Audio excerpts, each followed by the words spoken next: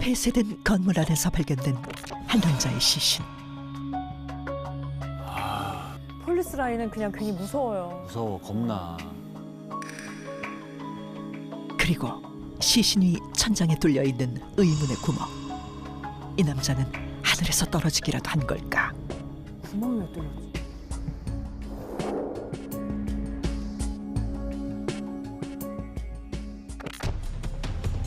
아직도 이유를 밝혀내지 못한 미스터리한 죽음. 과연 그 진실은 무엇일까?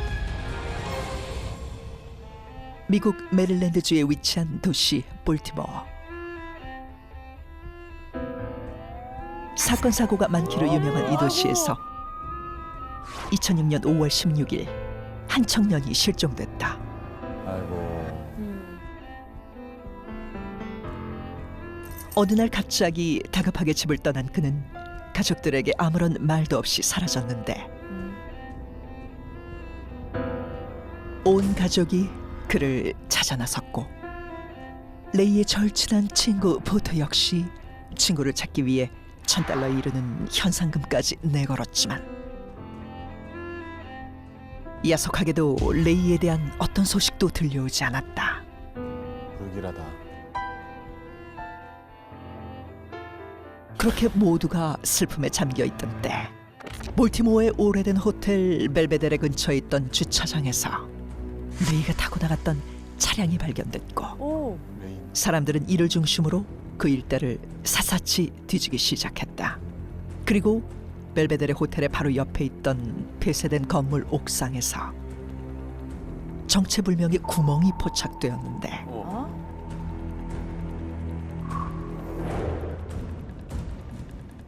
실종 8일째이던 2006년 5월 24일 건물의 옥상 구멍 아래서 레이 리베라는 싸늘한 시체로 발견되었다. 구멍 아래에서. 위에서 떨어진 건데 그러면? 그러게요. 부검 결과 그의 몸은 타박산과 철과상으로 성한 데가 없었고 아, 높은 데서 떨어졌네. 아이고. 갈비뼈 골절, 양쪽 폐에서 발견된 자창, 18에서 23cm에 이르는 열상과 두개골 기저부까지 이어진 손상. 게다가 오른쪽 정강이뼈는 살갗을 뚫고 나올 정도로 심하게 부러져 있었다. 설상가상으로 긴 시간 부패가 진행되어 검시관마저 사인을 판단하지 못한 채 미제로 결론을 내렸고 볼티모어 그 어디에서도 타살의 정황이 발견되지 않자 경찰은 레이가 시신이 발견된 장소의 옆 건물인 벨베데르 호텔의 옥상에서 뛰어내려 자살한 것으로 의견을 모았다.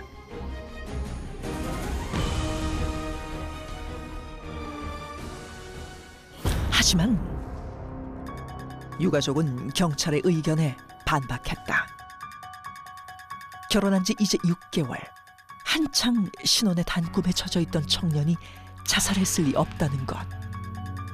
자살할 이유가 없지. 제일 행복할 시간인데. 게다가 사건 현장에서 발견된 그의 안경과 핸드폰은 추락한 사람의 것이라고 볼 수 없을 정도로 아, 깨진 것 하나 없이 그럼 온전했다. 누가 치워놓고 간 거야. 이뿐만이 아니었다. 벨베데레 호텔은 번화가에 위치해 사람이 뛰어내렸다면 누군가 목격했거나 떨어지는 소리라도 들었을 텐데 목격자가 아무도 없다는 사실. 호텔 안에서 레이를 본 사람도 없었고 하필 사건이 있던 날 옥상을 비추던 CCTV는 고장이 난 상태였다.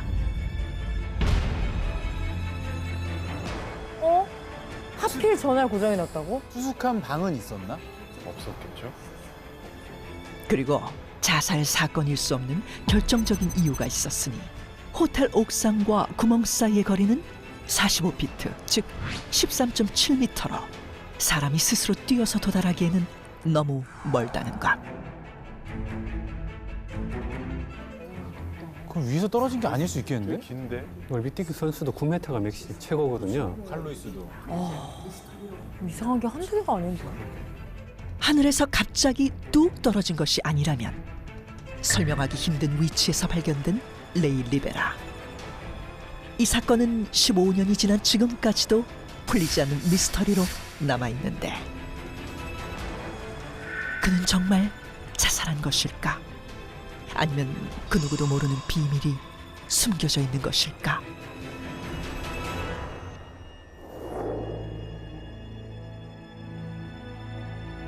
일단은 자살이라고 생각하고 싶습니다. 왜죠? 왜요? 만약에 이것이 어떤 타살에 의한 일이었다. 누군가가 피해자의 목숨을 빼앗을 생각을 하고 일부러 이런 행동을 해서 목숨을 빼앗았다라고 생각을 한다면 이 모든 행동이 너무나 지나치게 복잡합니다. 사람을 높은 곳에서 멀리 던져가지고 어떤 건물에 구멍을 뚫릴 정도로 떨어지게 해가지고 13m. 그 사람의 목숨을 빼앗겠다. 네. 라고 하는 행위가 너무나 힘들고 그렇게 할 이유도 별로 없거니와 지나치게 복잡하고 힘들고 누군가의 눈에 띄고 흔적을 남기기 너무나 쉬운 방법이라는 생각이 저는 이 수사팀의 의견을 별로 신뢰하지 않습니다. 그래서 사실은 이런 사건을 수사를 하려면 현장에 존재하는 여러 현상들이 지금 이 죽음과 관련이 있는 것인지 없는 것인지가 먼저 분석이 되어야 되거든요. 그렇다면 그 구멍으로 사람이 추락을 했다면 미세한 물질들이 있는지 뭐 이런 것들이 검토가 돼야 되는데 있다는 전제로 아마 수사가 전개된 것 같습니다. 그래서 추락인데 그래서 하나씩 살펴볼 텐데요. 네. 우선 제가 이 와. 부검 보고서를 가지고 왔습니다. 네. 그래서 팩트에 의해서 우리가 하나씩 짚어본다면 이 양쪽 폐가 지금 절창이라고 되어 있습니다. 절창은 이렇게 찔리는 적입니다. 자창은 이렇게 베이는 적이죠. 근데 이 찔렸는데 문제는 외부에서 뭔가의 범행 도구로 찔린 게 아니고 내부에서 찔렸어요. 내부에서요? 이건 전형적으로 뭘 의미하느냐. 갈비뼈들이 추락과 같은 강력한 타격에 의해서 부러질 때 날카롭게 칼처럼 되어가지고 내장 장기들을 많이 찌르는 네. 현상이 전형적으로 일어납니다. 그다음에 그 사망한 사람의 왼쪽 이마에 부딪혀서 머리 골절이 다발성 골절이 있습니다. 근데 특이한 것은 오른쪽 다리 무릎 밑에 발목까지의 이 뼈가 동강이 나서 피부 밖으로 돌출을 한 상태입니다. 이것이 이제 결국은 아주 큰 충격으로 바닥의 지면에 닿았을 때 골절이 되면서 피부 밖으로 뚫고 나오는 이런 현상의 대표적인 상황입니다. 추락은 확실하네. 전반적으로 봐서는 추락사인데요. 저는 그래서 지금 추락의 위치가 굉장히 중요한데 이 구멍이 일단은 사망한 사람이 글로 구멍을 빠졌다라는 전제를 본다면 네. 주차장 쪽. 왜냐하면 주차장 쪽에서 바닥까지가 한 6m 정도 된다고 지금 자료상으로는 되어 있는데 구멍을 자세히 살펴보면요. 동일하게 이렇게 뚫어진 게 아니고 한쪽 주차장면 쪽을 바라보면서 이렇게 하판이 좀 밀려 있는 형태로 아하. 약간 보이거든요. 사진상으로 본다면. 그래서 뭔가 여기에서 이렇게 뛰어내렸다. 왜냐하면 누군가 의식이 없는 사람을 던지거나 밀었다면 대부분이 이제 이렇게 높은 곳에서 떨어지니까 중간에 의식을 잃어가지고 자기가 꼿꼿이 떨어지는 경우는 사실 많지는 않더라고요. 그래서 의식을 잃어서 이렇게 무게중심이 등이나 머리에 있으니까 이렇게 평론에 내려와서 심한 경우에는 바닥에 있는 구조물 때문에 분리되는 경우들도 있어요. 그만큼 이제 좀 면적이 넓게 떨어지는데 이 구멍으로 봐서는 본인이 뛰어내려서 의도적으로 발로 디디면서 빠진 형태의 구멍이지 않겠느냐. 그럼 그게 작은 걸로 봤을 때 네. 꼿꼿이 선체로 거기를 통과했을 것이다. 네네. 아니 근데 천장이 뚫렸잖아요. 근데 저도 그냥 상식적으로 우리 집 천장이 뚫린다고 생각하면 이 천장이 무슨 종이장도 아니고 두껍지. 굉장히 두꺼운데 사람이 떨어진다고 천장이 뚫릴까도 싶은데. 그러게요. 아까 네. 주차장에서 6m 정도의 높이라고 하셨죠? 6m에서 떨어진다고 천장이 뚫리나요? 그러니까요. 네. 천장 재질이 제일 중요할 것 같은데요. 사진상으로 얼핏 지나가는 저 모습을 보면 천장을 만든 저 재질이 아마도 그 소위 말하는 샌드위치 패널이라고 하는 재질이 아닐까 싶다는 그런 생각 들거든요. 샌드위치 패널이라는 것의 구조가 이제 금속판 사이에 샌드위치 형태로 그 사이에 뭐 플라스틱 재질이나 이런 재질에 열을 차단할 수 있는 재료를 넣은 것이 샌드위치 패널이라는 재질이거든요. 그렇기 때문에 누군가 의도를 하고 큰 충격을 가한다. 혹은 뭐 굉장히 큰 충격이 닿는 물체가 거기에 충돌한다라고 하면 뚫리는 것이 가능하죠. 근데 이게 아래 위로 철판이고 가운데가 스티로폼이라고 했을 때 철판이 그렇게 쉽게 뚫릴까? 알루미늄 판 같은 거 사용하는 경우도 많이 있어요. 알루미늄. 네. 그 철판도 두께가 충분히 얇으면 뚫려요. 굉장히 강한 그런 속도로 떨어지면서 충분한 충격을 준다면 하중이 실리면은 네, 뚫릴 가능성이 있죠. 그런데 우리 각 작가님과의 조금 다른 의견은 그럼에도 불구하고 이 사건은 자살이 아니고 네. 누군가 주차장에서 어떤 위협이나 폭력 상황이 벌어져서 본인이 도주하기 위해서 그 정도 높이면 내가 뛸 수 있을 거야 라고 했는데 뛰어내려서 사망하게 된.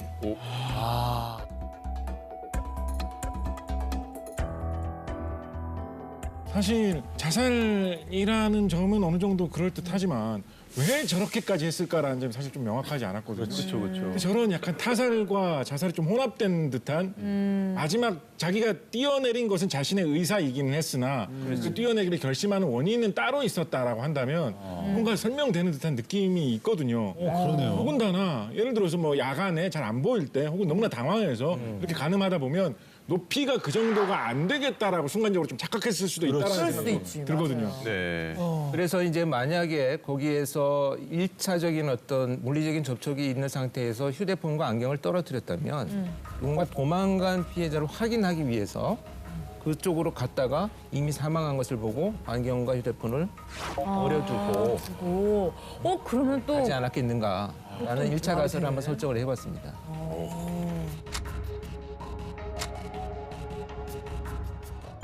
네.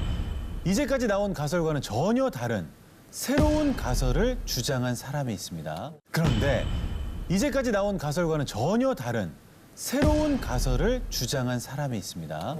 스페인의 법의학자 미리암 모야란 분인데요. 어떤 의견인지 직접 듣기 위해서 화상 인터뷰를 했다고 합니다. 오.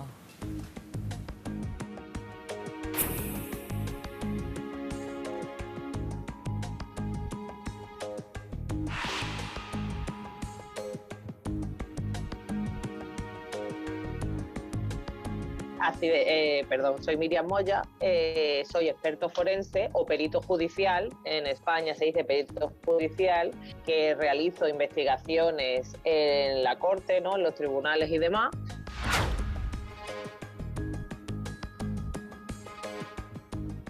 Vamos a ver, el suicidio, o sea, la policía determina que es un posible suicidio, o sea, lo cataloga, pero en la forense te dicen lo contrario, porque es imposible unir esas lesiones a ese suicidio, aparentemente. No corresponde con una caída es imposible.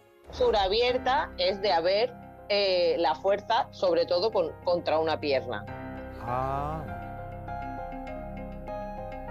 Esa doble fractura abierta es lo más habitual que nos encontramos en una persona adulta cuando es atropellado. 치였을 때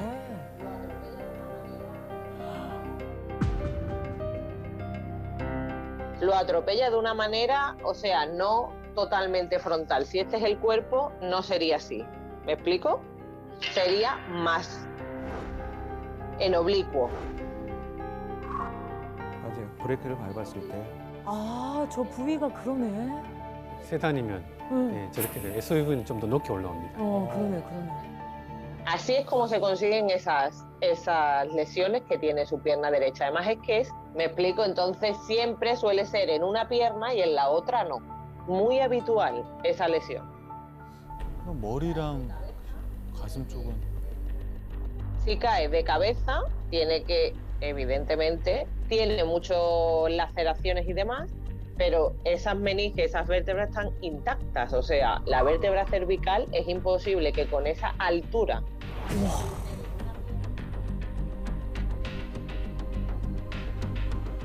Esa masa, o sea, la proporción existe y es imposible que no se hubiera dañado. Por otro lado, si cae de pie, que es lo que me preguntasteis también, ¿Cómo es posible que se rompa con una fractura abierta derecha y no tenga ninguna lesión, ninguna rotura en la pierna izquierda? Si caes de pie, es imposible a esa altura, con ese peso, con esa masa, que no te hagas nada. 것처럼 유족들도 절대 자살이 아니라고 주장하고 있다는데요. 근데 특히 아내 앨리스는 레이는 막 결혼한 신혼부부인데 자살할 이유는 없다면서 경찰의 의견을 반박했다고 합니다. 이게 자살이라고 하기에는 사건 당일의 의문점이 4가지가 있는데요. 네. 자, 첫 번째로 실종 당일에 급하게 전화를 받고 나갔다. 그리고 두 번째는 신분증, 현금, 카드 모든 게 담겨있던 페이클립만 사라졌다. 자, 세 번째는 사건 전날부터 집 경보음이 울리는 이상한 일들이 발생했다. 그리고 마지막 4번째는 사건 발생 2주 전부터 심각한 표정, 불안한 모습을 보였다.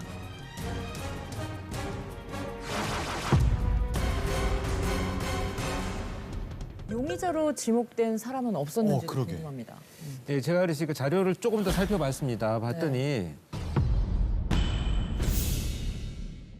아까 그 레이와 가장 친하다는 사람 기억나시죠? 포터? 포터. 네. 네. 그러니까 포터가 실종 당시에 찾는 사람에게 1,000불을 주겠다는 현상금을 맞아요. 제시를 했고요. 언론에도 적극적으로 지금 이 실종에 대해서 목격한 사람이 있으면 제보를 해달라는 그 활동을 많이 했었어요. 그러니까 제발 저린 건가? 의심을 피하려고. 그렇게 이제 찾고자 노력을 했던 이 포터가 네? 막상 이제 시신이 발견되고 나니까 그 순간에 돌변하기 시작을 합니다. 갑자기 자기 직원들한테 일체 회사 내 문제를 이야기하지 마라라고 함구령을 내리고요. 외부에다가 냄새가 나는데? 두 번째는 이제 변호사를 고용해가지고 경찰 조사에 아주 미온적으로 대처를 하면서 법률 조력을 받아가지고 그 자기한테 불리한 진술이나 대화들이 나올 때는 회피하는 이런 태도를 보여주기 시작을 합니다. 근데 그 시신이 발견되고 나서 그런 건 확실하겠죠? 태도가 바뀐 건? 글쎄요. 근데 이제 태도 변화도 문제가 되지만 애초에 실종됐을 때 그 거액의 그 현상금을 걸고 가족들도 아닌데 불구하고 그렇게 했다는 것은 이미 지금 사망을 했고 또 찾기가 굉장히 어렵다라는 것을 자기가 알고 있는 상황에서 어떤 그 나는 범죄 혐의가 없다라는 이런 과도한 액션의 표현이지 않나 이런 생각도 좀 듭니다. 네. 너무 답답한 게 이게 CCTV만 그러니까. 잘 작동이 되었어도 그러게 말이에요. 실마리가 좀 쉽게 풀렸을 텐데 네. 약간 괜히 또 CCTV가 그때 당시 또 고장이 났다라고 하니까 이건 뭔가 음모가 있었던 건 아닌지. 그러니까 손을 댄 게 아닌가. 네, 그래. 또 의심을 정보가 더해질수록 답에 가까워지는 느낌이 아니라 네. 더 뭔가 더 멀어지는 느낌이 더 어려워지는 다 오르신 말씀드리고 네. 맞아요. 하니까. 이게 미스테리로 가능성도. 끝난 이유가 있네요. 이 사건이. 진짜. 네. 자, 정말 복잡한 사건 현장입니다. 네. 하지만 타살 정황이 명백히 드러나지 않았기 때문에 곽재식 작가님은 일단 자살로 보셨고요. 자, 누군가에 쫓겨 달려가다가 주차장에서 추락사했다는 권일용 교수님. 또 도주하다가 호텔 옥상에서 뛰어내려서 추락사했다는 정창욱 교수님. 그리고 교통사고의 변수를 제기한 법의학자 미리암 모야의 가설까지 들어봤는데요. 레이 리베라 죽음의 미스터리. 과연 진실은 무엇일까요?